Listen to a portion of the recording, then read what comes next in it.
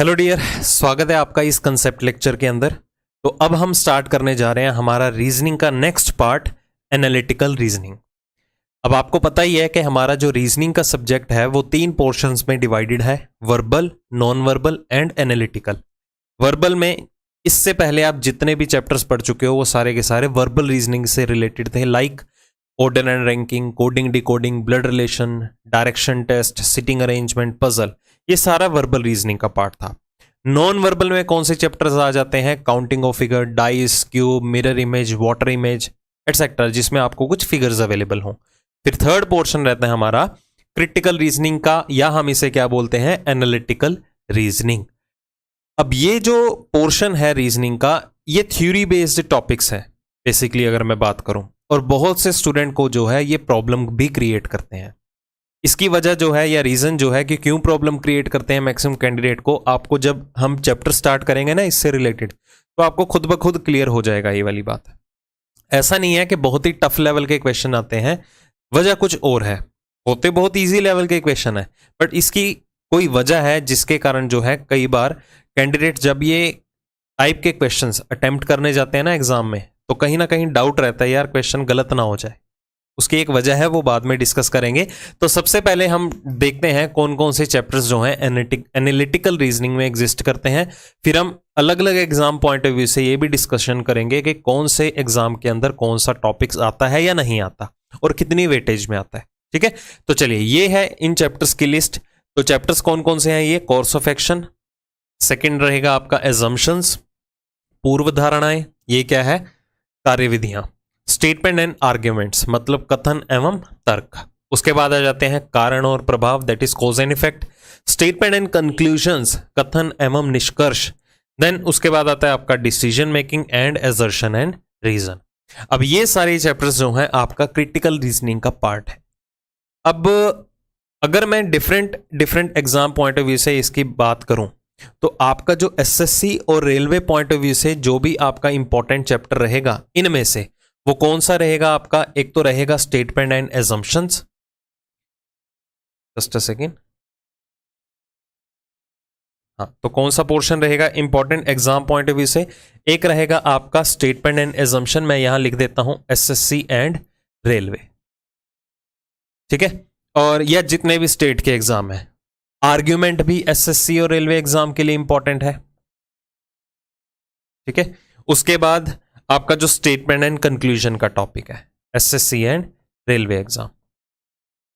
तो दोनों एग्जाम्स के लिए, एसएससी, रेलवे और स्टेट के एग्जाम्स के लिए ये टॉपिक्स तो बहुत ही ज्यादा इंपॉर्टेंट है, क्योंकि जब भी आप ऑफिशियल नोटिफिकेशन देखते हैं, कोई भी एग्जाम जब अनाउंस होता है, तो जब उनमें सिलेबस का सेक्शन होता है तो उसमें मेंशन किया जाता है स्टेटमेंट एंड कंक्लूजन। हालांकि स्टेटमेंट और कंक्लूजन से रिलेटेड देखा जाए तो रीजनिंग के अंदर बहुत से चैप्टर्स बनते हैं, 5 तो यही हो गए कहीं ना कहीं। ठीक है, पहले 5। इसके अलावा आते हैं स्टेटमेंट एंड कंक्लूजन की फॉर्म में जब हमने सिलोजिज्म किया था।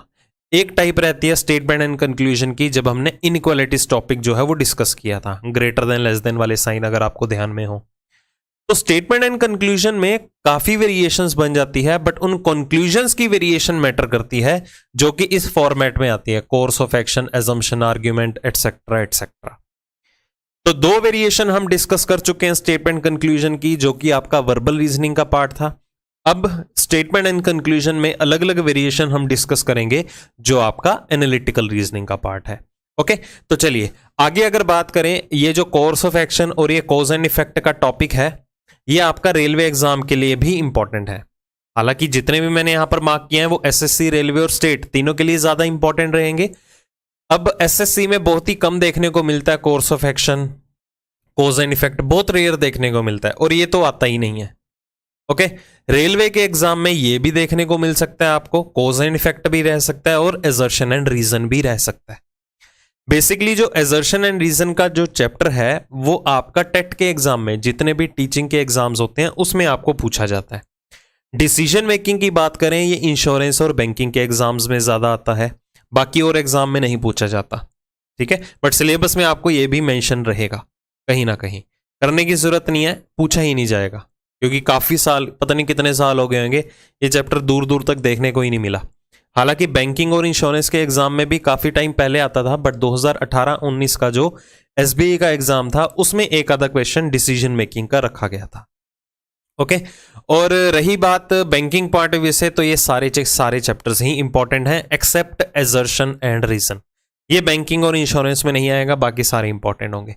तो अभी हम अगर डिस्कशन कर रहे हैं एसएससी पॉइंट ऑफ व्यू से या रेलवे पॉइंट ऑफ व्यू से, तो आपको मैंने मार्क करके बता दिया। हालांकि हम ये सारे के सारे टॉपिक्स कवर अप करेंगे। डिसीजन मेकिंग और एजर्शन एंड रीजन करने की आपको बिल्कुल भी जरूरत नहीं है अगर आप एसएससी और रेलवे के लिए प्रिपरेशन कर रहे हैं तो। अब सुनिए ध्यान से, क्यों प्रॉब्लम आती है कैंडिडेट्स को ये क्वेश्चन अटेम्प्ट करने में? क्योंकि एक कॉन्फिडेंस लेवल जो है वो मैच नहीं कर पाता उनका एग्जाम में जाके। किसके साथ? अब इसका एक रीजन है, मैं बताना चाहूंगा। जैसे कि मैंने आपको क्लियरली मेंशन किया है कि ये जितने भी टॉपिक्स हैं सारे के सारे थ्योरी बेस्ड चैप्टर्स हैं। मतलब कि आपको जो है एक स्टेटमेंट दी जाएगी, और मैं आपको पहले भी क्लियर कर चुका हूं सिलॉग एंड इनइक्वालिटीज के केस में कि जो भी आपको स्टेटमेंट्स अवेलेबल होगी वो आपको 100% डेफिनेट मान के चलनी है। उसके ऊपर जो कंक्लूजन्स अवेलेबल होंगे, अब एक्शन की फॉर्म में, एजम्पशन, आर्ग्यूमेंट, इफेक्ट की फॉर्म में अलग अलग तरह के आते हैं। इनका मीनिंग भी डिफरेंट होगा क्योंकि अलग अलग चैप्टर्स के नेम है। तो ये जो चैप्टर्स है ना आपस में कहीं ना कहीं इंटरलिंक्ड है। कैसे? जो चीजें हम कोर्स ऑफ एक्शन में डिस्कस करेंगे वो कहीं ना कहीं इंप्लीमेंट हो जाती हैं एजम्पशन के अंदर, एजम्पशन वाली आर्ग्यूमेंट के अंदर, आर्ग्यूमेंट वाली एक्शन के अंदर, तो आपस में इंटरलिंक्ड है। तो जिस वजह से क्या है, एग्जाम के अंदर जाके स्टूडेंट का जो माइंड है वो डाइवर्ट होता है, ठीक है, और वो क्वेश्चन में गलती कर ही आता है मोस्ट ऑफ द टाइम। उसका एक रीजन और भी क्या हो सकता है? Lack of practice. वो प्रैक्टिस ही नहीं करते, ठीक है। तो मतलब एक माइंडसेट बना होता है कि यार ये करने की तो जरूरत ही नहीं है। क्यों? क्योंकि ये जितने भी आपके चैप्टर्स हैं वो आपकी डेली लाइफ में जितने भी होने वाली सिचुएशंस हैं, प्रॉब्लम्स हैं, उसी से रिलेटेड होते हैं। अब यहां पर एग्जामिनर का जो थिंकिंग लेवल है वो स्टूडेंट के थिंकिंग लेवल से मैच नहीं कर पाता है, इसलिए बहुत से स्टूडेंट का ये जो चैप्टर से रिलेटेड क्वेश्चन आता है वो गलत हो जाता है। अब धीरे धीरे जब हम डिस्कस करेंगे आपको खुद ब खुद पता चल जाएगा। बस इस चीज का ध्यान रखना है आपको, जब भी इनमें से कोई भी चैप्टर आप अटेम्प्ट करने जा रहे हैं या प्रैक्टिस करने जा रहे हैं, हमेशा जो आपकी थिंकिंग रहेगी वो ऑफिसर लेवल वाली रहेगी। स्टूडेंट पॉइंट ऑफ व्यू से बिल्कुल भी नहीं सोचना, एज एन ऑफिसर सोचना है। कैसे? अगर सपोज मैं कहता हूं कि आप किसी ऑर्गेनाइजेशन के अंदर, गवर्नमेंट सेक्टर के अंदर एक ऑफिसर रैंक पे बैठे हुए हैं। अब आपके अंडर अगर आप ऑफिसर हैं, तो सपोज मैं बैंक की ही बात करता हूं, बैंक में आप एक ऑफिसर हैं, मैनेजर की पोस्ट पे हैं। मैनेजर हैं तो आपके अंडर काफी स्टाफ होगा, ठीक है, क्लर्क होंगे, पीओ होंगे, और grade C, grade D level का भी स्टाफ रहेगा बहुत से, और मोर ओवर पब्लिक डीलिंग है तो बहुत सारी पब्लिक भी होगी। सपोज अगर आपको कोई इंफॉर्मेशन मिलती है कि आपके बैंक में जिसमें आप पोस्टेड है एज अ मैनेजर, उसमें क्या है, एक बॉम्ब इम्प्लांट हो रखा है, ऐसी कोई इंफॉर्मेशन आती है, तो बीइंग एन ऑफिसर आपका सबसे पहला टास्क क्या रहेगा? अब कई पता क्या कहते हैं, जी हम तो फोन रखेंगे, फट से भाग जाएंगे। तो वो ऑफिसर लाइक क्वालिटीज नहीं है। OLQs, अगर आपने SSB का एग्जाम दिया हो तो आपको पता होगा कि OLQs कैसे होती हैं, क्या होती हैं। चलो इसे साइड पे रखिए पॉइंट को अभी। तो ऑफिसर लाइक क्वालिटी क्या होती है? अगर आपको इंफॉर्मेशन मिली कि आपके बैंक के अंदर बॉम्ब इम्प्लांट हो रखा है, तो सबसे पहला आपका टास्क क्या रहेगा? बैंक में जितने भी स्टाफ हैं या जितनी भी पब्लिक है उन सभी को इवैक्यूएट करवाएंगे, बाहर निकालेंगे। साथ के साथ आपका टारगेट क्या रहेगा? जल्दी से जल्दी बॉम्ब स्क्वाड को कॉल करके, फोन करके बुलाएंगे। तो प्रॉपर एक्शन देखा जाए तो यही होना चाहिए ना। ऐसा थोड़ा है कि मुझे इंफॉर्मेशन मिली, मैं तो ऐसे शोर डाल के भाग जाता हूं, भाई अपनी जान बचाओ। तो वो ऑफिसर लाइक क्वालिटीज नहीं है। अगर आप ऐसे सोचेंगे ना कि जैसे इंफॉर्मेशन मिली और भाग के निकलते बने, वहां पर आपका आंसर गलत हो जाएगा। तो एज एन ऑफिसर थिंकिंग रखनी है, स्टूडेंट पॉइंट ऑफ व्यू से नहीं सोचना, पहली बात। दूसरा, बस इसमें क्या है, प्रैक्टिस ही इंपॉर्टेंट स्टेप है जो आपका इन चैप्टर्स के अंदर कॉन्फिडेंस लेवल जो है वो बूस्ट अप करेगा। तो हर चैप्टर को यहां पर ध्यान से समझना है। हर चैप्टर को अटेम्प्ट करने के लिए मैं कहीं ना कहीं आपको 1 या 2 क्लूज भी देता रहूंगा। बाकी जब भी हम ये चैप्टर्स अटेम्प्ट करेंगे तो कोशिश करना कि जो हमारा कंसेप्ट लेक्चर होगा फर्स्ट वन, हर चैप्टर का, उसे एक बार देखने के बाद जो उससे रिलेटेड हम सेकंड एक्सरसाइज अटेम्प्ट करेंगे, प्रैक्टिस तो करेंगे क्वेश्चन की, तो उन्हें आपको खुद से अटेम्प्ट करके जरूर देखना है, ठीक है। बट उनका वीडियो सॉल्यूशन भी देखिएगा। आपको क्या है, जो भी मैं आपको यहां पर लॉजिक्स बताऊंगा वैसे ही आपको थिंकिंग प्रोसेस लगाते हुए आगे के सारे क्वेश्चंस की प्रैक्टिस भी करनी होगी। तो हर चैप्टर का क्लू जो है आपको चैप्टर टू चैप्टर मिलता रहेगा, जो कि आपके क्वेश्चन अटेम्प्ट करने में आपकी बहुत ही ज्यादा हेल्प करेगा। ओके, तो ये थी आपकी डेफिनेशन यहां पर एनालिटिकल रीजनिंग के चैप्टर्स की। तो सबसे पहले हम डिस्कस करने जा रहे हैं हमारा chapter number 1, that is course of action, मतलब के कार्य विधियां। अब ये इंपॉर्टेंट चैप्टर है अगर मैं बात करता हूं बैंकिंग और इंश्योरेंस लेवल के एग्जाम्स के लिए, बट ये बहुत ही ज़्यादा हेल्प करेगा आपकी अगर आप एसएससी और रेलवे के लिए भी प्रिपेयर कर रहे हैं। ओके, क्योंकि आगे आने वाले टाइम में अगर आपका सीईटी लॉन्च भी होता है तो उसमें देखने को मिल सकता है ये चैप्टर। अब देखिए इस चैप्टर में होता क्या है, कोर्सेज ऑफ एक्शन है क्या ये कोर्सेज ऑफ एक्शन। अब आपको क्या होगा, गिवन आपको एक स्टेटमेंट में प्रॉब्लम्स दी जाएंगी, ठीक है, या मैं आपको पहले डेफिनेशन ही बता देता हूं कि है क्या यह course of action. A course of action is the particular step और action of decision to be taken for improvement of problems. अब इससे मैं इलेबोरेट करूंगा, फिर मैं डेफिनेशन के ऊपर फिर से वापस आऊंगा। अभी आपके सामने डेफिनेशन है कि what is course of action, है क्या। अब इस चैप्टर में होगा क्या कि आपको एक स्टेटमेंट दी जाएगी, उसी स्टेटमेंट से रिलेटेड आपको कुछ ना कुछ कोर्सेज ऑफ एक्शन अवेलेबल होंगे। अब ये कोर्सेज ऑफ एक्शन क्या है, स्टेटमेंट किस फॉर्मेट में आती है, सबसे पहले वो डिस्कस कर लेते हैं। अब देखो होगा क्या, आपको स्टेटमेंट के अंदर ना एक प्रॉब्लम दी जाएगी, ठीक है। अब दुनिया में तो कितनी सारी प्रॉब्लम्स हैं, आपके आसपास ही देख लीजिए, कहीं ना कहीं काफी लोगों को कितनी सारी प्रॉब्लम्स को फेस करना पड़ता है, ठीक है, हर जगह पर। बाकियों को छोड़ो, हमें ही कितना ज्यादा फेस करना पड़ता है। अब प्रॉब्लम्स का जो सॉल्यूशन है वो आपको एक्शन की फॉर्म में दिया जाएगा। मतलब आपके सामने एक प्रॉब्लम डिफाइन करके दे दी जाएगी स्टेटमेंट के ऊपर, उसी स्टेटमेंट से रिलेटेड जितने भी आपके एक्शंस होंगे उन्हीं एक्शंस को आपको इंप्लीमेंट करवाना है अपनी स्टेटमेंट के ऊपर। अब इंप्लीमेंट करवाएंगे तो जो भी आपको प्रॉब्लम दी जाएगी उसमें दो चीजें हो सकती हैं। देखो, अगर मैं आपको कोई भी सिचुएशन देता हूं, कोई भी प्रॉब्लम दे देता हूं XYZ, तो आप उसका सॉल्यूशन क्या निकालोगे, या तो वो प्रॉब्लम बिल्कुल खत्म की खत्म हो जाएगी, जड़ से ही खत्म हो जाएगी, या तो ऐसा सॉल्यूशन दोगे। अगर वो जड़ से खत्म नहीं हो सकती है प्रॉब्लम, तो उसे कम करने का आप कोई ना कोई सॉल्यूशन तो दोगे ना मुझे, या मुझे नहीं तो कोई भी और, या आप भी किसी के पास कोई भी अपनी प्रॉब्लम लेके जाते हैं घर में, किसी बड़े भाई बहन के साथ, पेरेंट्स के सामने, या किसी फ्रेंड के पास कोई ना कोई दिक्कत लेके जाते हैं, यार मेरे को ना ये प्रॉब्लम है या पैसों की दिक्कत है, ठीक है।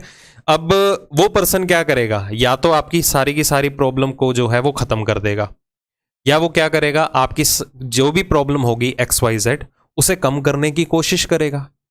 तो मतलब यहां पर दो सिचुएशंस हैं, या तो जो भी प्रॉब्लम होगी या तो उसे टोटली वैनिश किया जा सकता है, अगर वैनिश नहीं किया जा सकता एटलीस्ट उसे कम तो किया जा सकता है।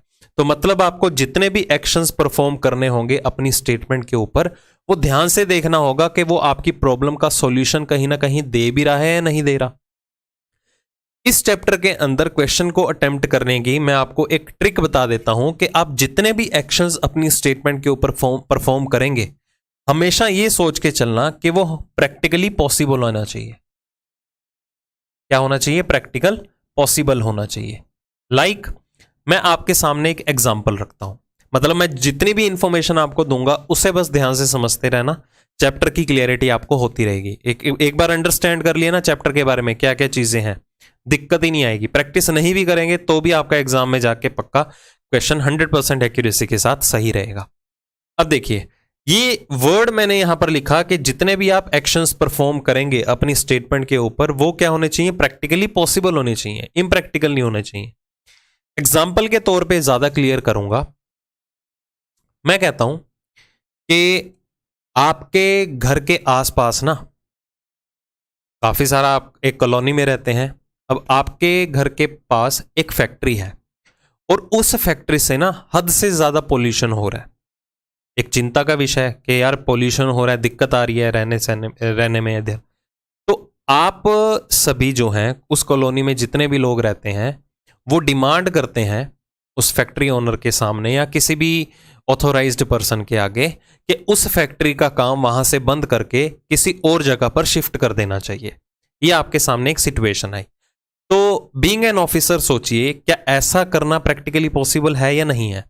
एक फैक्ट्री से पॉल्यूशन बहुत ज्यादा हो रहा है, प्रॉब्लम तो होगी, दिक्कत है एक, जितने भी लोग आसपास रहते हैं।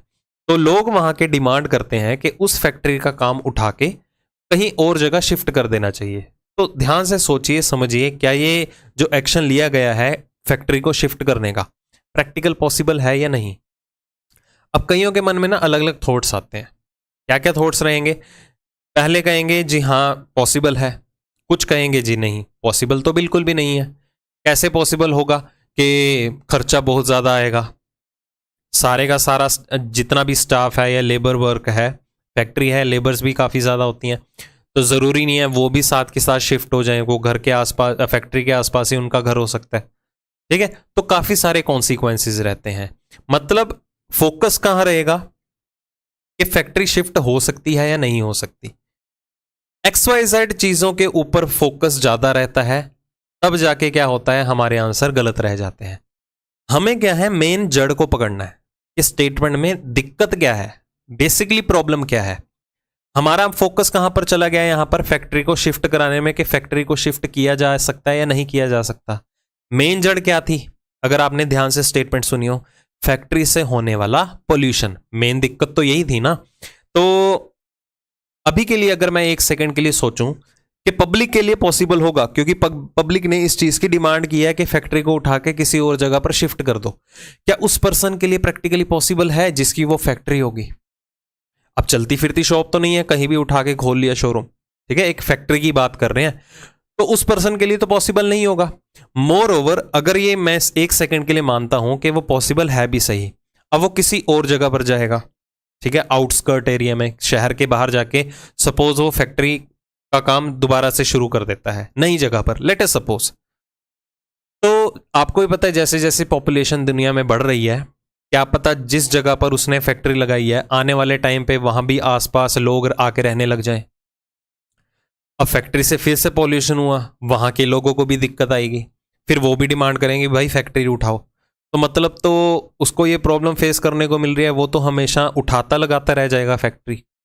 तो ये प्रैक्टिकल पॉसिबल कंक्लूजन नहीं है या एक्शन नहीं है। अब पॉसिबल क्या हो सकता था यहां पर एक्शन, कि अगर सपोज उस कॉलोनी में रहने वाले लोग फैक्ट्री के ओनर के पास जाते हैं, उसके सामने अगर दिक्कत ये वाली जो है वो शेयर करेंगे, भाई आपके ना फैक्ट्री से बहुत ज़्यादा पॉल्यूशन हो रहा है, तो हमें बहुत ज़्यादा प्रॉब्लम हो रही है। तो अगर वो बंदा जेन्युइन होगा ना, वो क्या कहेगा, अच्छा पॉल्यूशन से दिक्कत है ना, और तो कुछ नहीं है, नहीं जी हमें तो पॉल्यूशन से दिक्कत है, ठीक है मैं पॉल्यूशन को ओवरकम करवा देता हूँ, धुआं बहुत ज़्यादा आता है मैं चिमनीज लगवा देता हूँ, ठीक है, पानी की दिक्कत आ रही है मैं ड्रेनेज सिस्टम कुछ ऐसा करवा दूंगा कि आपको वहां पर पानी की प्रॉब्लम ना आए, पॉल्यूटेड वाटर ना आपको अवेलेबल हो। मतलब कोई ना कोई तो प्रैक्टिकल सॉल्यूशन ऐसा निकलेगा ना। तो मुद्दे से नहीं हटना, मेन जड़ को पकड़ना है कि प्रॉब्लम है क्या, डाइवर्ट नहीं होना। अगर आपने एक बार अंडरस्टैंड कर ली ना कि स्टेटमेंट में प्रॉब्लम क्या दी जा रही है, तो एक्शन के अंदर कुछ भी नहीं होता, बहुत ही इजी लेवल के एक्शंस जो हैं आपको परफॉर्म करने के लिए मिलेंगे। माइंड नहीं डाइवर्ट होना चाहिए आपका, इस चीज का ध्यान रखना। तभी मैं बोलता हूं हर चैप्टर के अंदर स्टेटमेंट और कंक्लूजन से रिलेटेड कि आपको स्टेटमेंट को ध्यान से समझ के चलना है, वो अपने आप में 100% डेफिनेट रहती है। तो यही इंफॉर्मेशन आपको दी गई है। कहता है कि जो कोर्स ऑफ एक्शन जो है एक पर्टिकुलर स्टेप और एक्शन से रिलेटेड एक डिसीजन है, ठीक है, जो भी आपको प्रॉब्लम दी जाती है स्टेटमेंट के अंदर, उसकी इंप्रूवमेंट के लिए उठाया गया एक स्टेप है। इंप्रूवमेंट भी कर सकते हैं, उस प्रॉब्लम को खत्म भी कर सकते हैं। अब जरूरी नहीं होगा कि सारी की सारी प्रॉब्लम्स ही दी जाती हैं, कुछ ना कुछ सिचुएशंस भी आपको ऐसी अवेलेबल होंगी जो आपकी डेली लाइफ में होती हैं, जिनके ऊपर आपको एक्शंस परफॉर्म करने होंगे, ठीक है। वो हम क्वेश्चन के थ्रू देखेंगे कि कोई प्रॉब्लम है या कोई ना कोई सिचुएशन दी गई है। बस इस बात का ध्यान रख के चलिएगा कि जो भी आपको एक्शन परफॉर्म करना है अपनी स्टेटमेंट के अंदर, वो क्या होना चाहिए, प्रैक्टिकल पॉसिबल सॉल्यूशन होना चाहिए, इम्प्रैक्टिकल नहीं होना चाहिए। तो एक बार उसे क्या करना, अपने ऊपर इंप्लीमेंट करके देखना कि इस जगह पर अगर मैं खड़ा होता तो मेरा क्या एक्शन हो सकता है यहां पर, ठीक है। तो एज एन ऑफिसर ही थिंकिंग रखिएगा। बाकी रही बातें मैं आपको क्वेश्चन के थ्रू और ज़्यादा क्लियर करूंगा। ठीक है जी, चलिए, तो मैं इन क्वेश्चन में आपकी हेल्प ज़रूर करूंगा। इन दी एंड इन चैप्टर का कोई भी शॉर्टकट नहीं है, कोई ट्रिक्स नहीं है, कोई फॉर्मूला नहीं है कि मैं आपको बता दूं और फट से आप वहां जाके क्वेश्चन को सॉल्व कराएं। सिर्फ अंडरस्टैंडिंग लेवल के ऊपर बेस्ड है ये सारे के सारे चैप्टर्स। चलिए जी, तो स्टार्ट करते हैं क्वेश्चन का रेफरेंस। तो उसमें आपको ये ऑप्शंस अवेलेबल होंगे। हालांकि देखो, आपको 4 ऑप्शंस अवेलेबल होते हैं एसएससी और रेलवे के एग्जाम में, बट बैंकिंग में 5 ऑप्शंस होते हैं। ठीक है, अब देखो, आपको हर क्वेश्चन से रिलेटेड 2 एक्शंस परफॉर्म करने के लिए दिए जाएंगे। अगर आपका फर्स्ट एक्शन आपकी स्टेटमेंट के लिए वैलिड है और सेकंड नहीं है, तो आंसर क्या मार्क करेंगे? If 1 follows but second does not follow. ये पहला तो अनुसरण करता है एक्शन आपकी स्टेटमेंट के ऊपर, दूसरे वाला नहीं करता है। अगर पहला करता है और पहला नहीं करता और दूसरा करता है तो ओनली 2 फॉलो। अगर दोनों के दोनों ही करते हैं तो बोथ 1 and 2 फॉलो। अगर दोनों के दोनों नहीं करते हैं तो नाइदर नोर। ठीक है, अगर दोनों के दोनों एक्शंस परफॉर्म करेंगे अपनी स्टेटमेंट के ऊपर तो बोथ फॉलो तो आएगा, बट कहीं ना कहीं आइदर और का पेयर भी बन सकता है। अब सुनिए इस चीज को ध्यान से, ये जो आइदर और का पेयर है ना, आपको एनालिटिकल रीजनिंग के हर चैप्टर में अवेलेबल होगा in the form of options, but बनता किसी में नहीं है एक्सेप्ट कोर्स ऑफ एक्शन में। सिर्फ इसी चैप्टर में बनता दिखाई देगा और किसी भी चैप्टर में नहीं बनता दिखाई देगा। वो उस चीज को समझाऊंगा जब अगले चैप्टर्स की बात करेंगे। यहां पर भी जो आइदर और का ऑप्शन है ना, बहुत ही रेयर ऑप्शन है। मतलब 20 एक क्वेश्चन में ही एक आधा क्वेश्चन आपको ऐसा देखने को मिलेगा जहां पर आइदर और का आंसर आ रहा हो।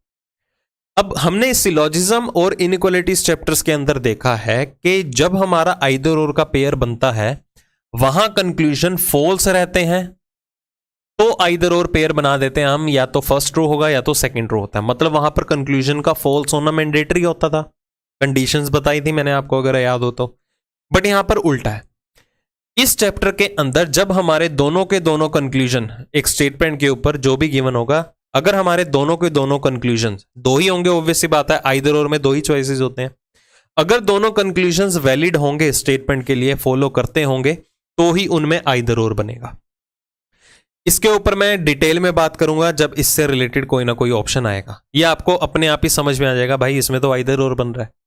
तो पहले एक लेवल से स्टार्ट करते हैं, बिल्कुल बेसिक लेवल से। ऑप्शंस का आइडिया मैंने आपको दे दिया, only 1 follow, only 2 follow, either और, नाइदर नोर और बोथ फॉलो। तो आपका एसएससी और रेलवे के एग्जाम में इनमें से कोई भी 4 ऑप्शंस उठ के आ जाएंगे, जिसमें पहले 2 तो पक्का होंगे, इन 3 में से कोई भी 2 आ सकते हैं। बैंकिंग इंश्योरेंस के एग्जाम में ये 5 के 5 ऑप्शंस आएंगे। ठीक है, तो चलिए क्वेश्चन नंबर 1 से शुरू करते हैं। अब देखिए, आपके सामने एक स्टेटमेंट रखी गई है, कहता है relatives of the ministers are taking advantage of their influence and harass the poor and helpless. कहते जितने भी मंत्रियों के रिश्तेदार वगैरह होते हैं ना, उनके प्रभाव का फायदा उठा रहे हैं और गरीबों और असहाय को जो है वो परेशान कर रहे हैं। ऑब्वियस सी बात है। अब एक सिचुएशन क्या कह रही है, पहले इसे थोरोली समझ लेते हैं। कहता है जितने भी मिनिस्टर्स के रिलेटिव्स वगैरह होते हैं, मंत्रियों के रिश्तेदार, वो अपने ओहदे का, अपने पद का गलत फायदा उठाते हैं। ऑब्वियस सी बात है, बहुत से लोग ऐसे होते हैं दुनिया के अंदर। जैसे कि सपोज मैं बाइक चला रहा हूं और मैंने रेड लाइट क्रॉस कर दी, तो चालान करना तो बनता है, बट मैं चालान नहीं करवाता, मैं फोन पे बात करवा देता हूं। मेरे अंकल जो हैं वो पुलिस में लगे हुए हैं, तो मैं फोन पे बात करवा देता हूं, छूट जाता हूं। मतलब मैं अपनी जो पोजीशन है उसका गलत फायदा उठा रहा हूं।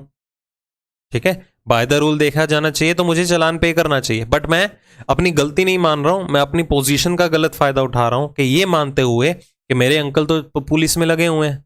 ठीक है, फोन पे बात करवा दी, छूट गया, चालान भी नहीं कटा। क्लियर? तो ऐसे बहुत से मंत्रियों के रिश्तेदार हैं जो अपनी पोजीशन का गलत फायदा उठाते हैं, रोब में रहते हैं और गरीब और असहाय लोगों के लिए क्या करते हैं, परेशानी का कारण बने हुए हैं। एक ऐसी सिचुएशन डाली गई, एक प्रॉब्लम डाली गई। अब इसके ऊपर क्या एक्शन परफॉर्म कर सकते हैं, ध्यान से समझिएगा। कहता people should vote for a person who has no relatives. कहता लोगों को, उन्हीं लोगों को वोट करना चाहिए जिसका कोई रिलेटिव ही ना हो, रिश्तेदार ना हो। अब क्या ये प्रैक्टिकल सॉल्यूशन है उस प्रॉब्लम का? मतलब कि पहले तो वोट का मुद्दा, यार कौन सा कैंडिडेट ऐसा है आजकल जो हमारे लिए काम करेगा, एक तो सबसे बड़ी दिक्कत ये है। दूसरा, हम जिस पर्सन को वोट देने के लिए जाएंगे सबसे पहले हम उसके परिवार के बारे में पता करें कि उसके कितने रिश्तेदार वगैरह हैं, ठीक है, कहीं वो अपनी इन्फ्लुएंस का गलत फायदा उठा के हमें परेशान मत करे। Is this a practical solution? बिल्कुल भी नहीं, ठीक है। मतलब ये बोला जा रहा है, कहता है जिसका कोई रिश्तेदार ही ना हो उसको वोट ही ना करना चाहिए, ठीक है, उसको वोट करना चाहिए। तो ये प्रैक्टिकल सॉल्यूशन नहीं है इस प्रॉब्लम का। दूसरा क्या कहता है, कहता ministership should be given to a person who has no relative. कहता इलेक्शन में लड़ने का हक सिर्फ उसी पर्सन को दिया जाना चाहिए जिसका कोई रिश्तेदार ही ना हो। अब ये तो हमारे कॉन्स्टिट्यूशन में गिवन सिचुएशन के अगेंस्ट होगी चीज। यहां पर तो इलेक्शन में कोई भी खड़ा हो सकता है एलिजिबल कैंडिडेट, ठीक है, आप भी हो सकते हैं, मैं भी हो सकता हूं, ठीक है, कोई भी XYZ पर्सन हो सकता है। बट यहां पर तो क्या सिचुएशन डाली जा रही है, कहता है जिसका कोई रिलेटिव ना हो ना, रिश्तेदार ना हो, इलेक्शन में लड़ने का हक सिर्फ उसी पर्सन को दिया जाना चाहिए, या मिनिस्टरशिप जो है उसी पर्सन को दिया जाना चाहिए। क्या ये प्रैक्टिकल सॉल्यूशन है? मतलब कोई अगर इलेक्शन में खड़े होने के लिए टिकट लेने जाएगा कि हाँ मुझे उम्मीदवार बनना है, तो पहले उसके बारे में डिस्कशन करेंगे, हाँ भाई तेरे रिश्तेदार हैं या नहीं, कल को तो गरीबों के ऊपर जो है वो अत्याचार ना करे। This is not a practical solution again. मतलब के यहां पर दोनों के दोनों एक्शंस जो हैं वो परफॉर्म ही नहीं हो रहे, प्रैक्टिकल सॉल्यूशन ही नहीं दिया, इसलिए हमारा आंसर क्या रहेगा, neither nor, neither conclusion 1 nor conclusion 2 follow. Option number D, ना तो पहला अनुसरण करेगा ना ही दूसरा एक्शन जो है प्रैक्टिकल पॉसिबल सॉल्यूशन दे रहा है। मतलब हम स्टार्टिंग में कुछ क्वेश्चन ऐसे करेंगे जिससे मैं आपको एक आइडिया दे पाऊंगा कि यहां पर कौन से एक्शन परफॉर्म नहीं करने हैं। कौन सा एक्शन परफॉर्म होगा वो तो पता चल जाएगा, कौन कौन से एक्शन नहीं परफॉर्म करने हैं तो पहले उसका आइडिया ले लीजिए, ताकि आपको आगे क्वेश्चन को अटेम्प्ट करने में ज्यादा दिक्कत ना फेस करने को मिले, ठीक है। अब अगला क्वेश्चन देखिए, कहता film actors use their popularity and become even chief ministers, they don't know anything about politics and administration, they know only to misuse the resources. तो मैं आपको एक बार स्टेटमेंट क्लियर कर देता हूं। कहता है जितने भी फिल्म एक्टर्स हैं, फिल्म अभिनेता हैं, वो क्या है, अपनी पॉपुलैरिटी, अपनी लोकप्रियता का गलत फायदा उठाते हैं, और वो क्या है, day by day chief ministers बनते जा रहे हैं, या मिनिस्टर्स या मुख्यमंत्री वगैरह बनते जा रहे हैं। आपके सामने बहुत सी एग्जांपल्स होंगी, काफी ज्यादा फिल्म एक्टर्स ऐसे हैं हमारी इंडस्ट्री के अंदर जो अपनी पॉपुलैरिटी से क्या बन चुके हैं, मिनिस्टर्स या चीफ मिनिस्टर्स बन चुके हैं। सभी का नाम आपको पता है, कौन कौन कहां पर है। अब होता क्या है, उनको पॉलिटिक्स के बारे में कोई भी आइडिया नहीं है कि किस तरह से पॉलिटिक्स चलती है, ठीक है, कुछ भी नॉलेज नहीं है, पॉलिटिक्स का पी भी नहीं जानते हैं वो। क्यों? क्योंकि वो तो एक फिल्म एक्टर है, उनको कहां से पॉलिटिक्स का आइडिया है, ठीक है। बट वो क्या करते हैं, सिर्फ और सिर्फ पॉलिटिक्स में आके पॉलिटिक्स के जितने भी रिसोर्सेज हैं उसका मिसयूज कर रहे हैं। सिंपल सी स्टेटमेंट है, समझ में आ गई होगी, ठीक है। अब सुनिए उनके ऊपर क्या एक्शन परफॉर्म किया जा सकता है। पहला एक्शन क्या कहता है, कहता है film actors should not be allowed to fight election. कहते हैं ऐसे फिल्म अभिनेताओं को कभी भी इलेक्शन लड़ने के लिए अलाउ करना ही नहीं चाहिए, मतलब उनको अनुमति ही नहीं देनी चाहिए।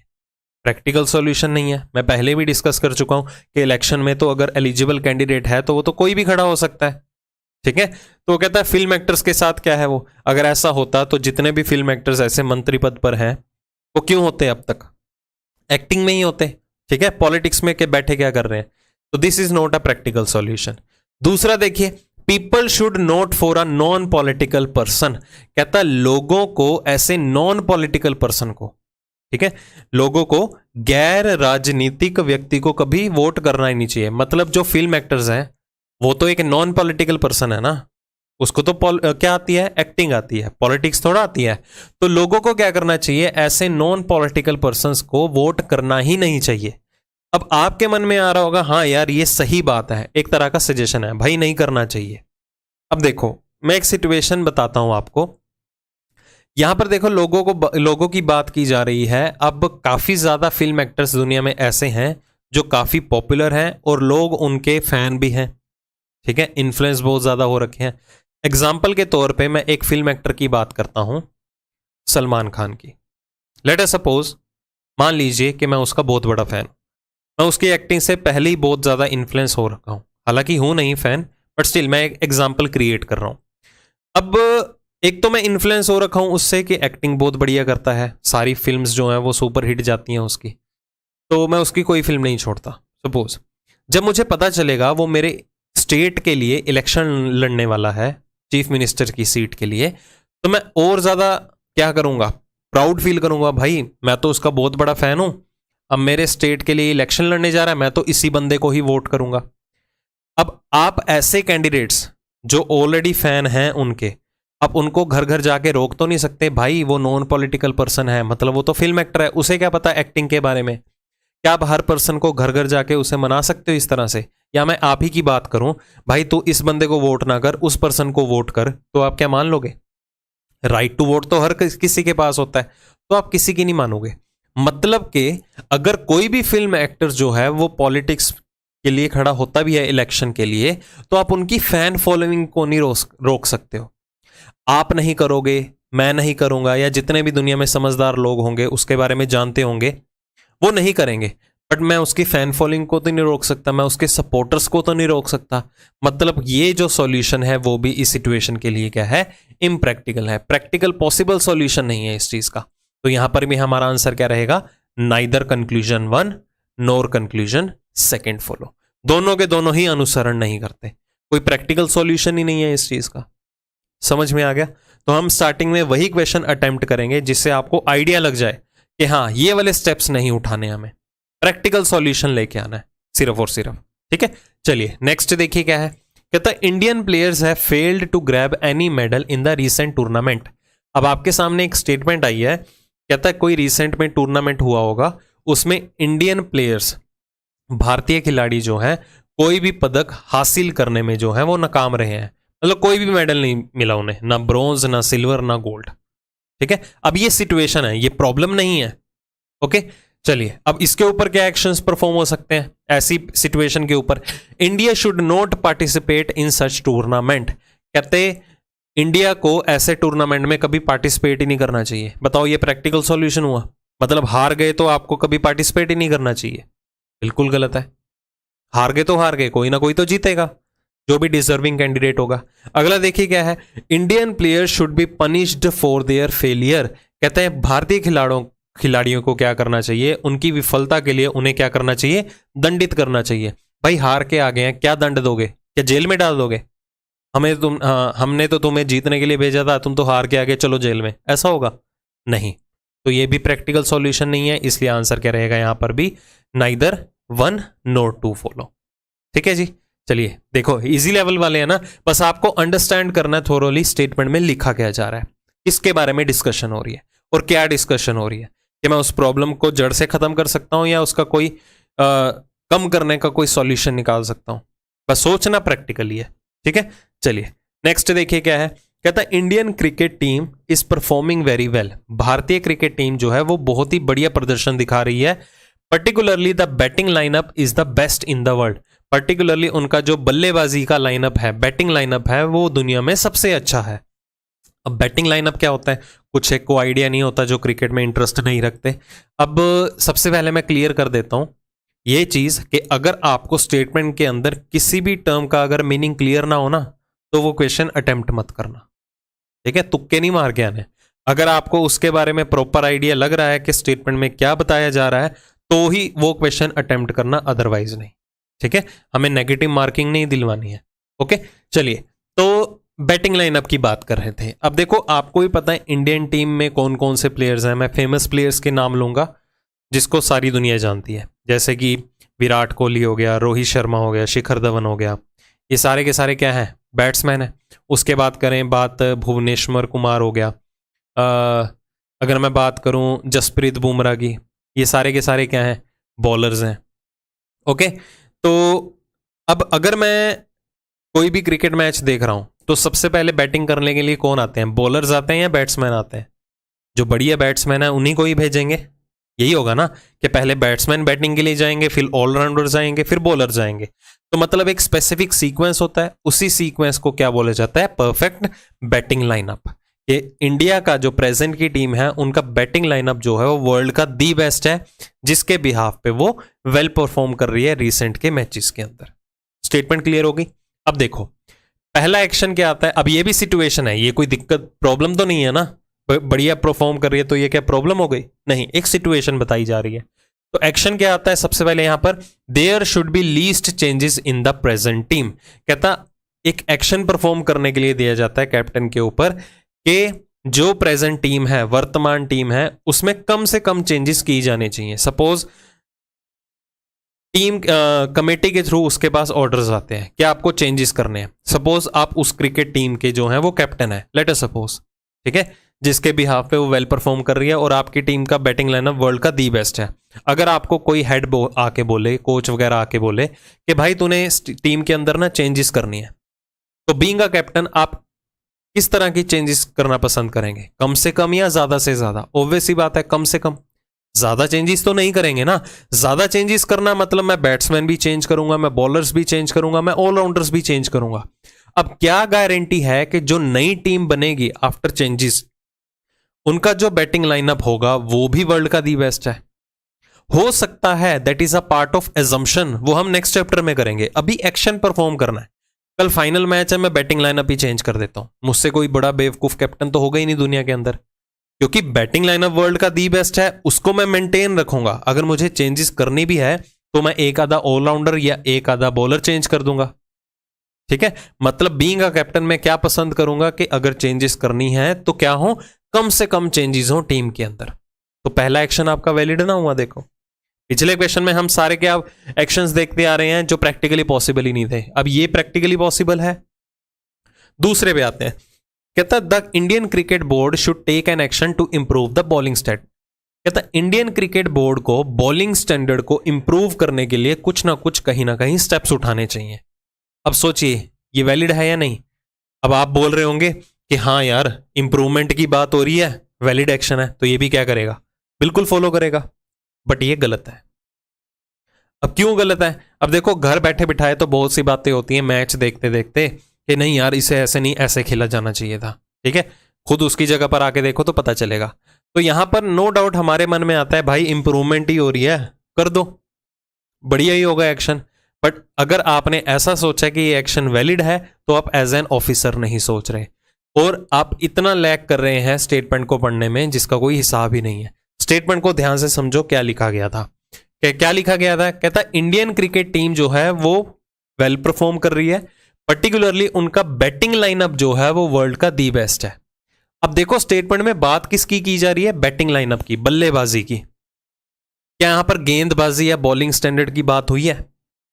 अगर यहां पर लिखा होता कि बैटिंग लाइनअप वर्ल्ड का दी बेस्ट है और बॉलिंग स्टैंडर्ड वर्स्ट है, ठीक है, गेंदबाजी बिल्कुल खराब है, तो हम कह सकते थे हाँ जी बॉलिंग स्टैंडर्ड को इंप्रूव करने के लिए कुछ स्टेप्स उठाने चाहिए। या स्टेटमेंट में ऐसा लिखा जाता कि बैटिंग लाइनअप तो वर्ल्ड का दी बेस्ट है बट फिर भी मैच हार जाते हैं, फिर हमारी हिडन एजम्पशन है कि बैट्समैन तो अच्छा काम कर रहे हैं, बल्लेबाज गेंदबाज या बॉलर्स ही अच्छा नहीं खेल रहे होंगे, तो उनको इंप्रूव करने के लिए कुछ स्टेप्स उठाने चाहिए। अब ऐसी सेंस तो कुछ कहीं लिखी ही नहीं है बॉलर्स के बारे में, ठीक है। तो जब बॉलर्स के बारे में आपको कोई इंफॉर्मेशन अवेलेबल ही नहीं है तो उसके ऊपर एक्शन भी परफॉर्म क्यों करना, क्या पता वो भी बढ़िया खेल रहे हो अपने लेवल पे। तो ये नहीं है कि उनकी इंप्रूवमेंट की बात हुई है तो चलो हाँ फॉलो करेगा ये एक्शन, कंपलसरी नहीं है। बस इस चीज का ध्यान रखिएगा, मैं फिर से इस चीज को बोलता हूं कि स्टेटमेंट को ध्यान से समझो कि मुद्दा क्या है, बेसिकली सिचुएशन क्या है, प्रॉब्लम क्या है, उसे समझो। तो जिस चीज के बारे में आपको कोई भी डेटा या कोई भी इंफॉर्मेशन अवेलेबल नहीं है, आप उसके ऊपर एक्शन भी परफॉर्म नहीं कर सकते हो। इस चीज का हमेशा ध्यान में रखिएगा। अब आप क्या करके आएंगे जी, एक्शन तो फॉलो करेगा और मार्क कराएंगे बोथ 1 और 2 फॉलो, ठीक है, वहीं पर आके आंसर गलत हो जाएगा। तो इसलिए मैंने कहा था कि यहां पर एग्जामिनर का थिंकिंग लेवल जो है आपके थिंकिंग लेवल से मैच नहीं करता है कभी कभी, तो आंसर गलत हो जाते हैं। तो इसमें अगर आपको इंप्रूवमेंट करनी है तो प्रैक्टिस करनी पड़ेगी बहुत से क्वेश्चंस की। तो यहां पर मैं हर क्वेश्चन के थ्रू आपको आइडिया जरूर दे सकता हूं, ऐसा तो नहीं है ये सारे same as it is question उठ के आ जाएगा। जब भी आप एक नया एग्जाम देने जाएंगे आपको नया क्वेश्चन ही मिलेगा हर चैप्टर का, एनालिटिकल रीजनिंग से रिलेटेड, ठीक है। तो बस आपको थोरोली लॉजिकली सोचना है कि इस स्टेटमेंट का एक्चुअल मीनिंग क्या है, अब करने क्या जा रहे हैं, ओके। बस स्टेटमेंट को ध्यान से समझना है, अब आगे गलती नहीं होनी चाहिए, इस चीज का ध्यान रखिएगा। नेक्स्ट देखिए, कहता the development work in Bihar is 0, कि बिहार का में जो विकास का कार्य है ना वो 0 के बराबर है, 0 है, डेवलपमेंट ही नहीं हो रही, विकास ही नहीं हो रहा बिहार का। एक सिचुएशन है, Bihar is concentrating only on vote trading and rallies. कहता बिहार जो है केवल और केवल वोट मांगने में और रैलियों निकालने में ज्यादातर जो है वो बिजी रहता है। ठीक है, क्या स्टेटमेंट है कि बिहार में विकास कार्य जो है वो बिल्कुल जीरो के बराबर है। जितने भी बिहार के पॉलिटिशियंस हैं वो ज्यादातर क्या है, वोट मांगने में बिजी हैं या तो रैली निकालने में बिजी हैं, कोई डेवलपमेंट की तरफ ध्यान ही नहीं दे रहा। ठीक है, चलिए अब इसके ऊपर क्या एक्शन परफॉर्म होगा। कहता centre should impose president rule in Bihar, कि सेंटर को क्या करना चाहिए, केंद्र सरकार को क्या करना चाहिए, बिहार में राष्ट्रपति शासन जो है वो लागू कर देना चाहिए। लो भाई, एक स्टेटमेंट आ गई, एक एक्शन परफॉर्म हुआ किसी से रिलेटेड कि बिहार में डेवलपमेंट नहीं हो रही तो प्रेसिडेंट रूल इंपोज कर दो। अब प्रेसिडेंट रूल इंपोज कर दिया सपोज बिहार के अंदर, क्या डेवलपमेंट होनी शुरू हो जाएगी। अब प्रेसिडेंट रूल कब लगता है, कोई इमरजेंसी पे ही लगता है। ये क्या इमरजेंसी आ गई कि जी डेवलपमेंट नहीं हो रही। ठीक है, तो यहां पर गलती है किसकी, जो वहां पर रूल कर रहा होगा ऑलरेडी, जो वहां का चीफ मिनिस्टर होगा। अब ये तो नहीं है कि प्रेसिडेंट रूल इंपोज कर दो वो बिहार की डेवलपमेंट शुरू हो जाएगी। बिहार प्रेसिडेंट रूल से रिलेटेड क्या चीजें हैं दिमाग में आती हैं, ऐसे थोड़ा कि प्रेसिडेंट वहीं पर ही जाके बैठ जाएंगे। ठीक है, अब प्रेसिडेंट पूरे देश को देखेंगे या बिहार की डेवलपमेंट को देखेंगे, उनके हाथ में थोड़ा ये चीजें। तो ये सॉल्यूशन जो है वो प्रैक्टिकली नहीं है। ओके, नेक्स्ट देखिए, कहता है members of the ruling party should change their leader. कहते हैं जितने भी सत्ता पक्ष के सदस्य को क्या करना चाहिए, अपना नेता बदलना चाहिए। ठीक है, रूलिंग पार्टी को अपना मेंबर चेंज कर देना चाहिए। अब इस चीज के ऊपर आते हैं। अब कई पता क्या सोचेंगे कि हाँ यार ये पर्सन जो है बढ़िया काम नहीं कर रहा, ठीक है, इसको चेंज करो। क्या गारंटी है जो नया पर्सन आएगा वो भी बढ़िया काम करेगा। लेट अस सपोज हम उससे इतनी रीजनिंग पढ़ चुके हैं, ठीक है, हम ऑफलाइन में क्लासेस ले रहे हैं लेट अस सपोज, तो आपने देखा कि काफी चैप्टर्स हम कवर अप कर चुके हैं, बट आपको मेरा पढ़ाया हुआ समझ में नहीं आ रहा। ऑफलाइन क्लासेस की बात कर रहा हूं, एक सिचुएशन क्रिएट करवा रहा हूं। देखो ऐसी सिचुएशन क्रिएट करवा के ही एग्जाम्पल का रेफरेंस दे के ही ये चैप्टर की क्लियरिटी दे सकता हूं मैं। ठीक है, सुनिएगा ध्यान से। तो आपको क्या लगता है कि सपोज जो भी मैं चीजें पढ़ाता हूं ना वो समझ में नहीं आती हैं, तो कोई डेकोरम मेंटेन करना होता है क्लास के अंदर, तो आप डायरेक्टली हम मुझे नहीं बोलोगे, आप कहां पर जाके बोलोगे, मैनेजमेंट के पास जाओगे, उनको बोलोगे भी रीजनिंग का टीचर चेंज कर दो, हमें समझ में नहीं आ रहा। ठीक है, जो भी वो पढ़ाते हैं। अब क्या गारंटी है कि जो नया टीचर आएगा उसका भी आपको समझ में आना शुरू हो जाएगा। टीचर चेंज कर दें, हुआ था ना, अगर आपने कोटा फैक्ट्री देखी हो, केमिस्ट्री नहीं समझ में आती थी बच्चों को, ठीक है, ऑर्गेनिक केमिस्ट्री, एक्सेप्शन है ना, पता नहीं इनऑर्गेनिक थी, कुछ ऐसा ही था। अब उन्होंने टीचर चेंज कर दिया, क्या उनको समझ में आना लग गया था? नहीं था ना। तो मतलब ऐसा कोई कंपलसरी नहीं है कि अगर लीडर चेंज कर दे रूलिंग पार्टी का तो वो बिहार की डेवलपमेंट करेगा। वो एक कहावत है, एक ही थाली के चट्टे बट्टे, ठीक है, सारे गुल एक जैसे ही हैं। अब देखो ऐसा तो नहीं है कि रूलिंग पार्टी का जो मेंबर है वो हमेशा से ही एक ही चलता आ रहा है, हर 5 साल के बाद जो है वो लीडर चेंज होता है। अगर बिहार की डेवलपमेंट के ऊपर इतना ध्यान दिया जाता तो वो काफी टाइम से दे रखे होते, ठीक है, अब तक तो डेवलपमेंट काफी ज्यादा हो जाती। May be could be a reason कि वहां पर लिटरेसी रेट बहुत कम है, ठीक है, लोग ध्यान कम देते हैं ऐसी चीजों के ऊपर, रीजन तो कोई भी हो सकता है। तो बिहार की डेवलपमेंट नहीं हो रही है तो उसका मतलब ये नहीं है कि प्रेसिडेंट रूल लगा दो। बिहार की डेवलपमेंट नहीं हो रही है तो इसका मतलब ये भी नहीं है कि नेता चेंज कर दो। अगर चलो मान लिया नेता चेंज हो भी जाता है तो वो स्टार्टिंग में अपना इन्फ्लुएंस दिखाएगा, ठीक है, क्या करेगा, अनएम्प्लॉयड पर्सन को एम्प्लॉयमेंट दे देगा, रोजगार दे देगा, कोई अस्पताल वगैरह बनवा देगा। तो वही बात है, 5 साल के लिए रूल करने वाला है। अब उसको भी लगता है कि मेरी सत्ता आगे आएगी या नहीं आएगी, जितना खाना है अभी के लिए खा दो, इकट्ठा कर लो सामान, ठीक है। तो लीडर चेंज करना भी इज नॉट अ सॉल्यूशन कि वो बिहार की डेवलपमेंट करेगा ही करेगा। कुछ प्रॉपर नॉर्म्स बनाने चाहिए जो बिहार की डेवलपमेंट के लिए इंप्लीमेंट किए जा सकें। तो यहां पर आपका आंसर रहेगा नाइदर कंक्लूजन 1 नोर एक्शन सेकंड फॉलो। दोनों के दोनों ही अनुसरण नहीं करते, ना तो प्रेसिडेंट रूल इंपोज करने से बिहार की डेवलपमेंट होगी, ना तो लीडर चेंज करने से। Got it. नेक्स्ट देखिए क्या है, कहता है Indian farmers are living at the mercy of monsoon, whenever it fails they are ruined। कहता है भारतीय किसान जो है वो मानसून की दया पर ही जी रहे हैं, कि मानसून होगा, खेती अच्छी होगी, बारिश आएगी, है ना। जब भी वह विफल होता है तो वो बर्बाद हो जाते हैं। मतलब जब भी मानसून नहीं होता ना अच्छे तरीके से, ढंग से बारिश नहीं होती है, वो बेचारे किसान बर्बाद हो जाते हैं। ठीक है, एक सिचुएशन दी गई।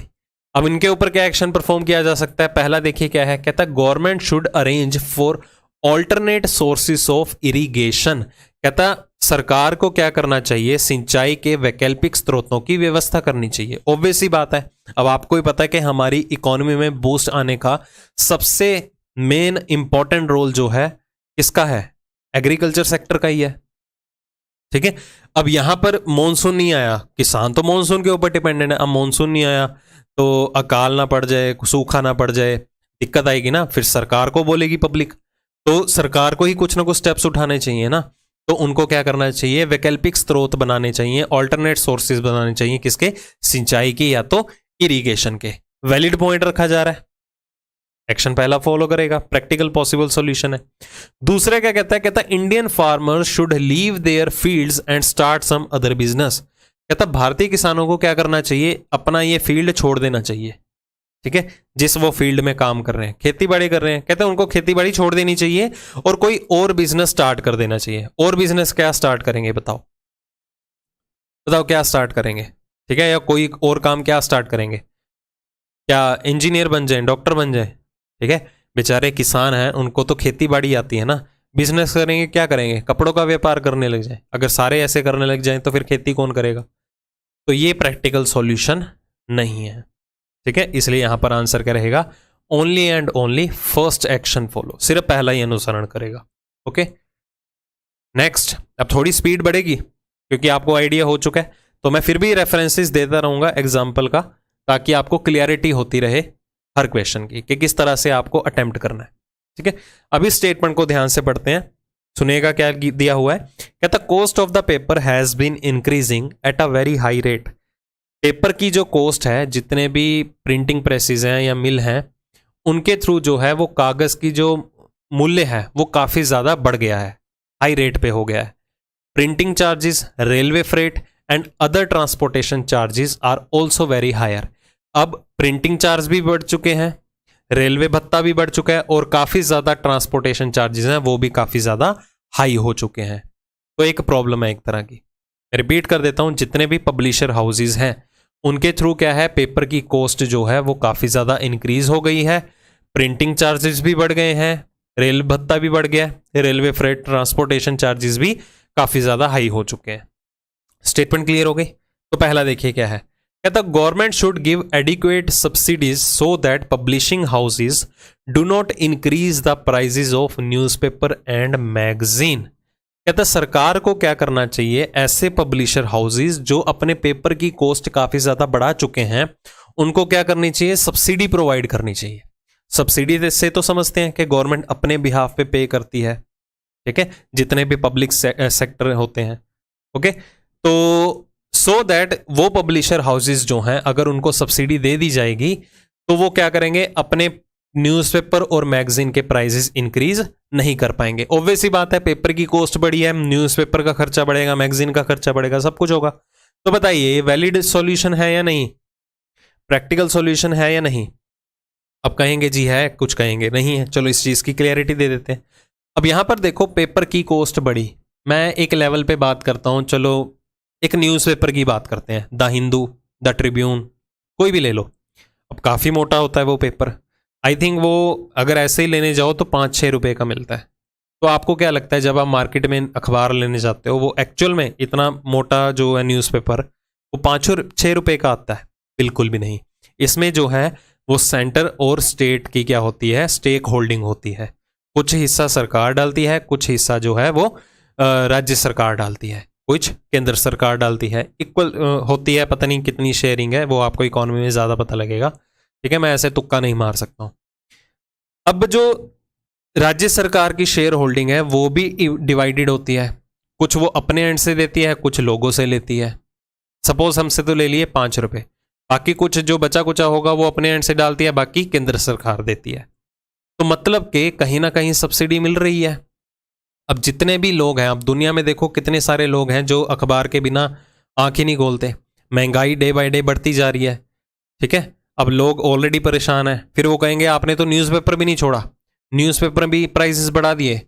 बेचारे क्या करेंगे, हताश होके क्या करेंगे, राइट्स करेंगे, दंगे फसाद करेंगे, स्ट्राइक पे आके बैठेंगे, पब्लिक प्रॉपर्टी या गवर्नमेंट प्रॉपर्टी को नुकसान करेंगे। तो इसमें आफ्टर ऑल जितना भी नुकसान है वो किसका होगा, सरकार का ही होगा। बाद में आके उनकी मांगे माननी भी पड़ सकती हैं। तो यहाँ पर डबल नुकसान हो गया सरकार को। एक तो वो स्ट्राइक पे आके बैठे, उन्होंने गवर्नमेंट प्रॉपर्टी को नुकसान भी किया, ठीक है, और उनकी दलीलें भी माननी पड़ी उन्हें। तो पहले ही, सबसे पहले अगर ये सिचुएशन क्रिएट ना होती राइट्स की, दंगे फसाद की, तो पहले ही सब्सिडी दे देते ना ऐसे ही, ठीक है। तो लोक भलाई के लिए सब्सिडी देती है सरकार, काफी सेक्टर्स ऐसे हैं। तो ये बिल्कुल वैलिड सॉल्यूशन है कि सरकार को क्या करना चाहिए, जितने भी पब्लिशर हाउसेस थे जो अपने पेपर की कॉस्ट इंक्रीज करते जा रहे थे, उनको सरकार को क्या करना चाहिए, उन्हें सब्सिडी दे देनी चाहिए ताकि वो अपने पेपर की कॉस्ट जो है वो इंक्रीज ना कर पाए। समझ में आ गई बात, वैलिड सॉल्यूशन था। दूसरा एक्शन क्या कहता है, कहता publishing houses should increase the prices so that they could run their newspaper and magazine. कहता है जितने भी पब्लिशर हाउसेस हैं उनको अपने पेपर की कॉस्ट बढ़ा ही देनी चाहिए, न्यूज़पेपर और मैगजीन की कॉस्ट बढ़ा देनी चाहिए ताकि वो भी क्या कर सकें, दे कुड रन देयर, ठीक है, न्यूज़पेपर एंड मैगजीन, ताकि वो भी अपनी फैक्ट्री का खर्चा उठा सकें, अपने इंप्लॉयज को सैलरी दे सकें। अब यहां पर देखो स्टेटमेंट में बात हुई है, ये मैं क्लियर कर देता हूं पॉइंट क्या बोले जा रहा है। रेलवे फ्रेट ट्रांसपोर्टेशन के चार्जेस भी बढ़ रहे थे बहुत ही ज्यादा। अब देखो ट्रांसपोर्टेशन के चार्जेस कैसे बढ़ते हैं, ये ट्रक्स वगैरह जितने भी रोड पे चल रहे हैं ये चलते चलते महंगे हो जाते हैं? नहीं, क्या हो जाता है, रोड टैक्स बढ़ गया, टोल टैक्स बढ़ गया, फ्यूल चार्जेस हाई हो गए, तभी ट्रांसपोर्टेशन के चार्जेस हाई होंगे। अब देखो मैं हूं एक पब्लिशर हाउसेस का ओनर, ओके, मैं एक छोटे लेवल पे बात करता हूं, मैं एक मैगजीन पब्लिश करता हूं, उस मैगजीन की मेरी कॉस्ट आती है जो मैं आगे ट्रांसपोर्ट करता हूं, वो मैं 10 रुपए की सेल करता हूं। अब सपोज ट्रांसपोर्टेशन के चार्जेस बढ़े, जहां फ्यूल लगता था एक जगह से दूसरी जगह पर पहुंचाने में, लेट अस सपोज 5,000 का तेल लगता था, अब वो 5 की बजाय 7,000 का तेल लगने लग गया। क्या वो जो एक्स्ट्रा 2,000 है क्या मैं अपनी पॉकेट से डाल के दूंगा? मैंने तो नहीं बढ़ाए ना फ्यूल के चार्जेस, वो सरकार ने बढ़ाए हैं। मैं तो एक प्रिंटिंग प्रेस चलाता हूं, एक पब्लिशर हाउसेस का ओनर हूं। अब फ्यूल चार्जेस बढ़े, इसमें मेरा तो कोई फॉल्ट नहीं है, तो जितना भी नुकसान है मैं तो अपने पल्ले से डाल के देने से रहा, तो वो क्या करूंगा मैं फिर, ठीक है, मुझे प्राइजेस हाइक करने पड़ेंगे। भाई जहां चीज 5,000 में जा रही थी, डिलीवर हो रही थी, वहां 7,000 में जाने लगी है, तो 2,000 का नुकसान मैं थोड़ा झेलूंगा, क्योंकि मुझे भी तो कंपनसेट करना है ना प्राइजेस को, ठीक है। तो being an owner of publisher house, अगर आप पब्लिशर हाउसेस के मालिक हैं तो इस सिचुएशन पे आके आपको क्या लगेगा कि नहीं भाई मुझे भी अपनी फैक्ट्री का खर्चा चलाना है, ठीक है, इंप्लॉयज को सैलरी देनी है, सारा खर्चा निकालना है, तो मैं क्या करूंगा, मुझे मजबूरी में प्राइसेस बढ़ाने ही पड़ेंगे। तो अगर पब्लिशर हाउसेस के पॉइंट ऑफ व्यू से देखें तो वो बिल्कुल सही सोच रहा है। This is also a practical solution. अब ध्यान से देखिए, अब कई यहां पर क्या मार्क करेंगे, बोथ 1 and 2 फॉलो, बट यहां पर एक ट्विस्ट है।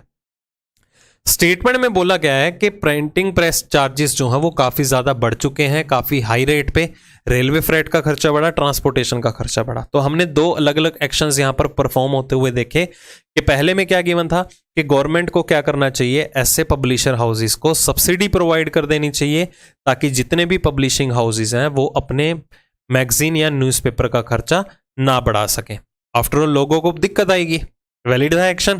दूसरे में क्या बोला जा रहा है कि जितने भी पब्लिशिंग हाउसेस हैं उनको अपने पेपर की कॉस्ट बढ़ा ही देनी चाहिए ताकि वो भी अपनी फैक्ट्री का काम, एम्प्लॉयज को सैलरी, फैक्ट्री को अच्छे से चला सके। तो पब्लिशर हाउसेस के पॉइंट ऑफ व्यू से देखें तो एक्शन तो ये भी सही है। अब ध्यान से गौर कीजिए, क्या मैं इन दोनों को पैरेलली फॉलो करवा सकता हूं? मतलब कि अगर मैं ये कहता हूं कि दोनों के दोनों सही हैं, तो इसमें देखो बेनिफिट किसका हो रहा है, सिर्फ और सिर्फ पब्लिशर हाउसेस का, कि वो पहले केस में सब्सिडी भी लेके जा रहा है कि गवर्नमेंट ने उसे सब्सिडी दे दी, दूसरे केस के अंदर वो प्राइसेस भी बढ़ा गया।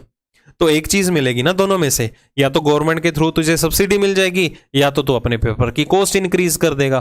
तो मैं इन दोनों के दोनों एक्शंस को एक साथ फॉलो नहीं करवा सकता हूं। क्यों नहीं फॉलो करवा सकता हूं?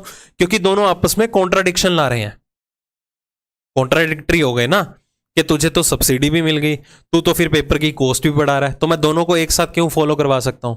एक चीज मिलेगी, या तो तुझे गवर्नमेंट के थ्रू सब्सिडी मिल जाएगी, अगर ये नहीं तो तुझे फिर क्या करना पड़ेगा, पेपर की कॉस्ट बढ़ानी ही पड़ेगी अपनी फैक्ट्री को चलाने के लिए। तो यहां पर आंसर क्या मार्क करेंगे? C option, that is either 1 और 2 फॉलो। अब यहां पर देखिए दोनों के दोनों कंक्लूजन सही हैं, दोनों एक्शंस परफॉर्म कर रहे हैं, प्रैक्टिकल पॉसिबल भी थे, ठीक है। तब जाके हमारे पास आंसर क्या आया? आइदर और का। मतलब कि जितने भी थ्योरी बेस्ड चैप्टर्स हैं, अगर बाय चांस उनमें आइदर और का पेयर बना भी सही, तो एक सिचुएशन ऐसी क्रिएट होगी कि वहां पर कंक्लूजन्स जो होंगे वो सही होंगे, वैलिड होंगे, तो वो आइदर और का पेयर बनाएंगे, अदरवाइज नहीं। स्टेटमेंट कंक्लूजन का केस हमने सिलॉजिज्म में, इनइक्वालिटीज में देखा, वहां कंक्लूजन फॉल्स होते थे तो आइदर और बनता था, यहां ट्रू होंगे तो आइदर और बनेगा। अब जहां कहीं भी कंक्लूजन दोनों वैलिड हों, जैसे ये एक्शन की फॉर्म में हम बात कर रहे हैं कंक्लूजन की, अगर दोनों एक्शंस वैलिड हों बट अगर वो आपस में कॉन्ट्राडिक्शन ला रहे हो, तो हमेशा आपको आइदर और का पेयर ही क्रिएट करवाना है। सिंपल अंडरस्टैंडिंग वाला ही क्वेश्चन था भाई, एक ही चीज मिलेगी, या तो सब्सिडी मिलेगी या तो पेपर की कॉस्ट बढ़ेगी, ठीक है। बस इस चीज का ध्यान रखना है कि जहां पर दोनों एक्शंस परफॉर्म हो रहे हो, कहीं वो आइदर और का पेयर तो नहीं बना रहे। अगर वो कॉन्ट्राडिक्शन में आएंगे तो आइदर और का पेयर बनेगा, अगर अलग अलग लेवल पे ही एक्शंस परफॉर्म हो रहे हैं, कॉन्ट्राडिक्शन भी नहीं आ रही, तो फिर बोथ फॉलो आपको मार्क करना पड़ेगा, ठीक है ना। चलिए बढ़े आगे। नेक्स्ट क्वेश्चन देखिए क्या है, कहता है cases of road accidents are increasing constantly particularly in the urban areas. कहता है सड़क दुर्घटनाओं के मामले जो हैं वो लगातार बढ़ रहे हैं, बहुत ज्यादा बढ़ रहे हैं, खासकर शहरी इलाकों में, ठीक है। पर्टिकुलरली इन अर्बन एरिया, शहरी इलाकों में बहुत ज्यादा बढ़ रहे हैं सड़क दुर्घटना के केसेस। तो क्या एक्शन परफॉर्म कर सकते हैं ऐसी प्रॉब्लम के ऊपर? कहता है transport authorities in the urban areas should impose stringent norms for the maintenance of vehicles। कहता है शहरी क्षेत्रों में परिवहन अधिकारियों को क्या करना चाहिए? वाहनों के रख रखाव के लिए कड़े नियम लागू करने चाहिए। बताइए जी, ये प्रैक्टिकल पॉसिबल सॉल्यूशन है या नहीं, या इसी प्रॉब्लम का सॉल्यूशन है भी या नहीं? मतलब किसी ने अपनी स्टेटमेंट दी है कि जो भी ट्रांसपोर्ट अथॉरिटी हैं उनको ऐसे नियम बनाने चाहिए सख्त से सख्त कि लोग जो हैं अपने व्हीकल को मेंटेन करके रखें, उनका रखरखाव ध्यान से करके चलें। तो कहने का तो मतलब इसका ये हुआ ना कि लोग व्हीकल्स को मेंटेन नहीं करके रखते हैं तभी एक्सीडेंट्स होते हैं। खुद सोचो, क्या ये प्रैक्टिकल सॉल्यूशन है? अब मुझे एक चीज बताओ, ये रोड एक्सीडेंट्स के बेसिकली मामले कौन कौन से होते हैं? क्यों होता है रोड एक्सीडेंट, सड़क दुर्घटनाएं क्यों होती हैं? गिने चुने ही रीजन है। रैश ड्राइविंग से होता है, ठीक है, लोग काफ़ी स्पीड से अपना व्हीकल चलाते हैं। ड्रिंक एंड ड्राइव, ठीक है, खा पी के चलाते हैं, ओके। और क्या हो सकता है? रूल ब्रेक कर देते हैं, रेड लाइट सिग्नल ब्रेक कर दिया, वहां से गाड़ियां आ रही हैं, ठीक है, तो भी रोड एक्सीडेंट होते हैं। मतलब गिने चुने रीजन है। समझ में आया? क्या ये एक रीजन है कि लोग व्हीकल अपने मेंटेन नहीं करके रखते हैं तो क्या कहते हैं, रोड एक्सीडेंट होते हैं? चलो इक्का दुक्का निकल आया, बाय चांस अगर सपोज आपके घर में कोई व्हीकल है, उसकी ब्रेक प्रॉपरली नहीं लगती, तो मन में तो कहीं ना कहीं डर होगा ना, भाई पहले मैं बाइक रिपेयर करवाऊंगा, ब्रेक सेट करवाऊंगा, तो ही मैं रोड पे निकलूंगा, ठीक है। दुर्घटना होने का खतरा तो सभी को रहता है। या मैं ऐसे बोलूं कि सपोज मुझे देखो रैश ड्राइविंग की आदत है, मैं एक सिचुएशन क्रिएट करता हूं, रैश ड्राइविंग की आदत है बट ना मेरे बाइक की ना डिस्क ब्रेक खराब हो रखी है, तो मैं व्हीकल नहीं चला रहा हूं।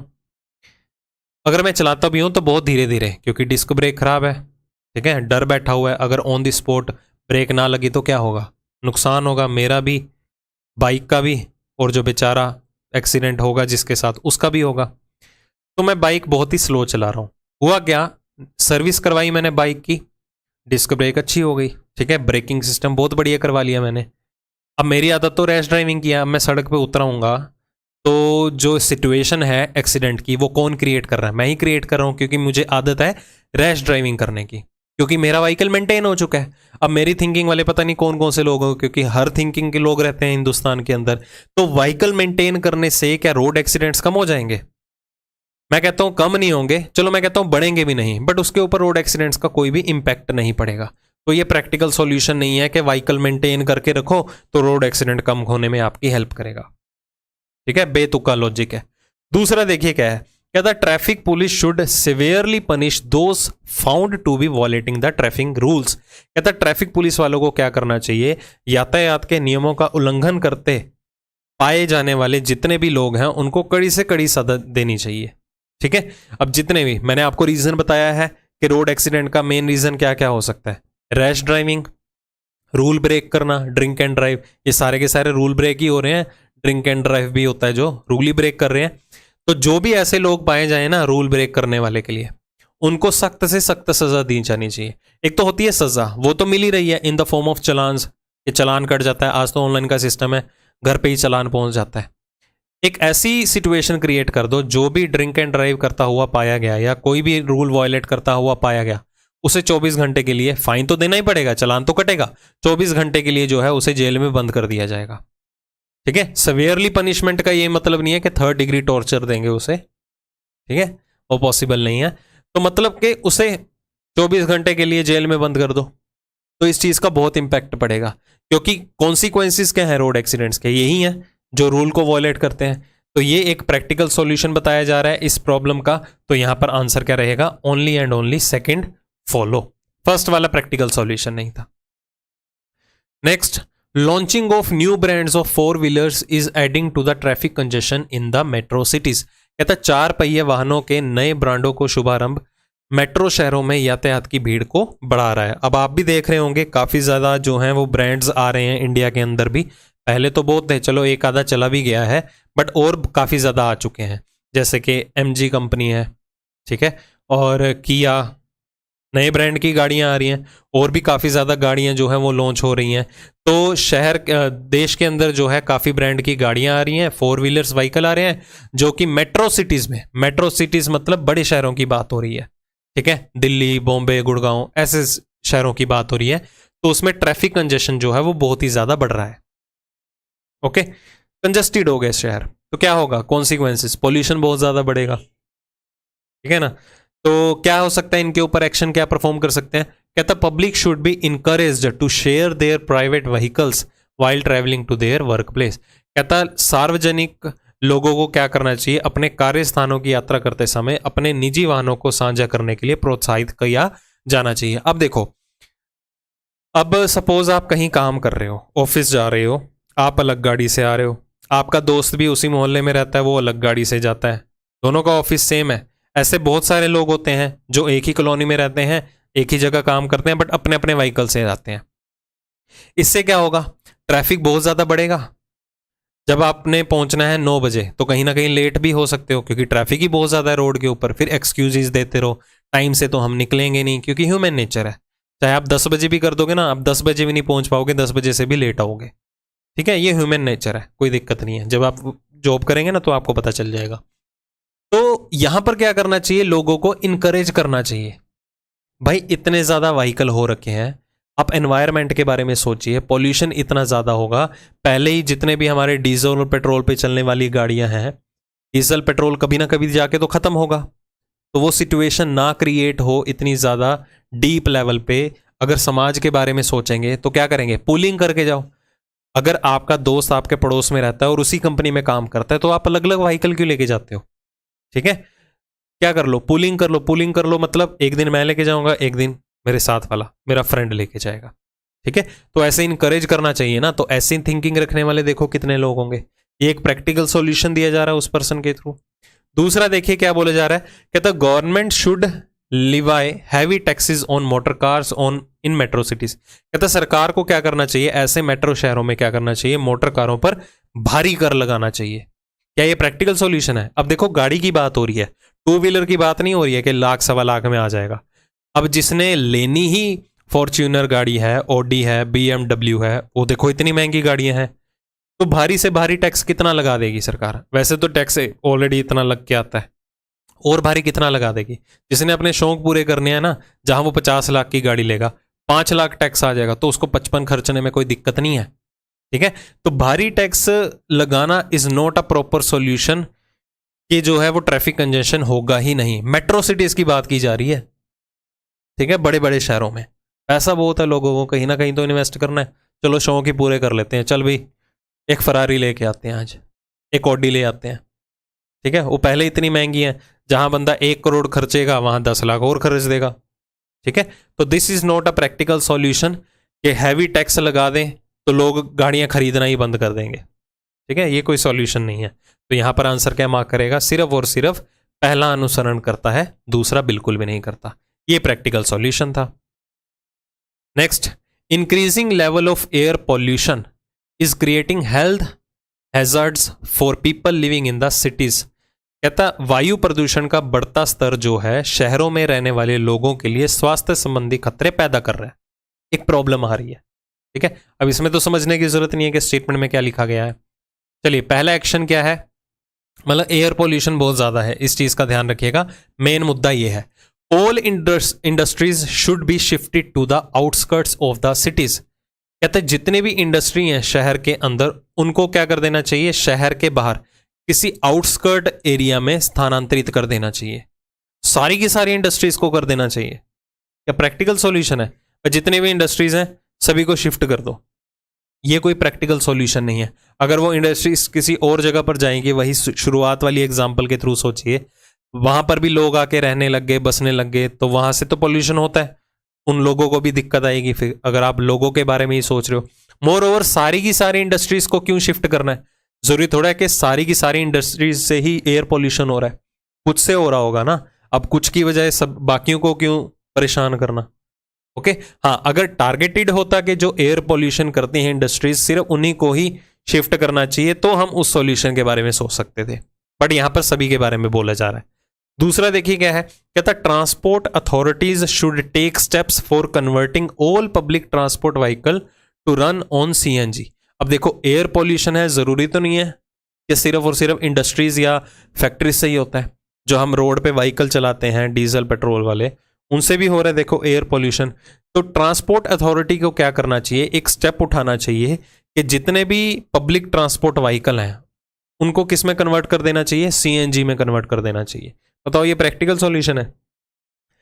देश भर में देखो कितने व्हीकल्स होंगे, सोचो जरा, ट्रक, बस। ठीक है, आज से 3-4 साल पहले वालों की बात करता हूं। अब ऐसा भी नहीं है कि आपने 2 साल पहले गाड़ी ली, आप 2 साल बाद चेंज कर लेते हो। ठीक है, कई तो 7-7, 8-8, 10-10 साल भी उसी को ही चलाए रखते हैं। अब जितने भी फ्यूल पे चलने वाली गाड़ियां हैं, क्या सभी को सीएनजी में कन्वर्ट करना पॉसिबल है? वो भी बिल्कुल भी नहीं है। ठीक है, तो ये भी एक प्रैक्टिकल सॉल्यूशन नहीं है, इसलिए यहां पर क्या आंसर होगा, option D, that is neither one nor two follow. दोनों ही प्रैक्टिकल सॉल्यूशन नहीं दिए गए। ठीक है, चलो, ये तो था, आइडिया दे दिया मैंने आपको क्वेश्चंस का। अब कोशिश करना जो भी इस एक्सरसाइज में आपको क्वेश्चंस मिलेंगे उनको आप खुद से सॉल्व करके देखिए एक बार, क्योंकि अंडरस्टैंडिंग लेवल इतना तो बन गया होगा कि क्वेश्चन को किस तरह से सॉल्व करना है। कोशिश करो कि ये जो कंसेप्ट लेक्चर था इसमें भी पहले क्वेश्चन को सॉल्व करके देख लो, एक ग्रिप बन जाएगी कि हाँ, ये सिचुएशन जो है मैंने क्रिएट करके आंसर किस तरह से अटेम्प्ट करना है, या कौन सा एक्शन परफॉर्म करना है, कौन सा नहीं करना, क्या लॉजिकल रीजन था उसके पीछे, उसका अंडरस्टैंडिंग लेवल बनाते हुए ही इस एक्सरसाइज के क्वेश्चन को खुद से सॉल्व करो। ठीक है, आंसर की तो मैच करोगे, अदरवाइज इसके सॉल्यूशन भी एक बार जरूर देख लेना। तो जल्दी ही मिलेंगे एक्सरसाइज के सॉल्यूशन के साथ। Take care.